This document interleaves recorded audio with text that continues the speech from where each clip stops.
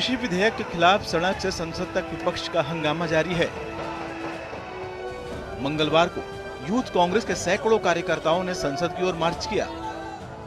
जगह जगह बैरिकेड तोड़ने की कोशिश हुई और पुलिस के साथ जबरदस्त हाथापाई भी दिखी। कई नेताओं और कार्यकर्ताओं को हिरासत में लिया गया।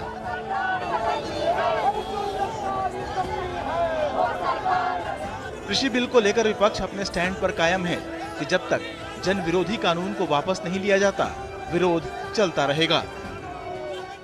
जब सांसदों के मुंह पर जबरन पट्टी बांधी जाए, जब देश का खेत और खलिहान संसद के अंदर लूट लिया जाए, तो फिर विरोध करना धर्म और कर्तव्य है। फिर संसद को रोकना भी धर्म और कर्तव्य है। फिर जरूरत पड़ने पर संसद की लड़ाई को सड़क पर ले जाना भी धर्म और कर्तव्य है। रविवार को राज्यसभा में भारी हंगामे के बीच कृषि बिल पास हुआ था। संसद की मर्यादा भंग करने के आरोप में निलंबित 8 सांसद भी संसद के लॉन में धरने पर बैठे रहे। लेकिन मानसून सत्र के 9वें दिन संसद के बाहर भी शहमात का खेल शुरू हो गया।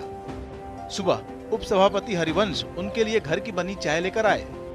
निलंबन की कार्रवाई से नाराज सांसदों ने पहले चाय लेने से इनकार किया। हरिवंश काफी देर नाराज सांसदों के साथ बैठे। हालांकि उन्होंने सांसदों के बर्ताव के खिलाफ 1 दिन के उपवास का ऐलान किया है। उधर विपक्ष के सांसदों ने भी बैठक की। एक बार फिर फैसला हुआ कि जब तक कृषि बिल से जुड़ी उनकी चिंताएं दूर नहीं होती, तब तक संसद सत्र का भी बहिष्कार जारी रहेगा। तो एमएसपी सरकार ने कल अनाउंस की, उसका मतलब है कि मंत्री और सरकार के बीच में कोई कोऑर्डिनेशन नहीं। ये जब किसानों का बिल परसों ला रहे थे तो एमएसपी तो उसमें अनाउंस करनी चाहिए थी। अब इतना हंगामा विपक्ष ने किया और उसके 2 दिन के बाद एमएसपी हो गया। विपक्ष की मांग है कि सरकार ऐसा बिल लाए जिससे कोई प्राइवेट खरीदार एमएसपी से नीचे किसानों की उपज नहीं खरीद सके। स्वामीनाथन कमीशन की सिफारिशों के आधार पर एमएसपी तय की जाए।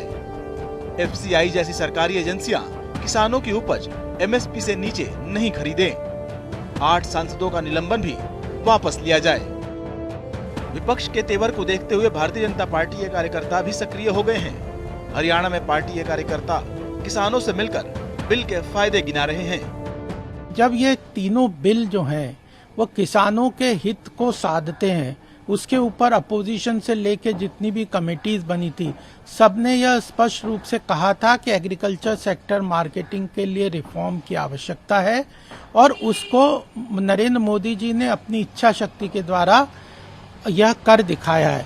तो उसको स्वीकार करना चाहिए और यह तुच्छ राजनीति से अलग दूर रहना चाहिए। फिलहाल कृषि बिल पर राष्ट्रपति का मुहर लगना बाकी है, लेकिन पक्ष विपक्ष के रुख को देखते हुए साफ है कि अभी ये मुद्दा जल्दी ठंडा नहीं होने वाला।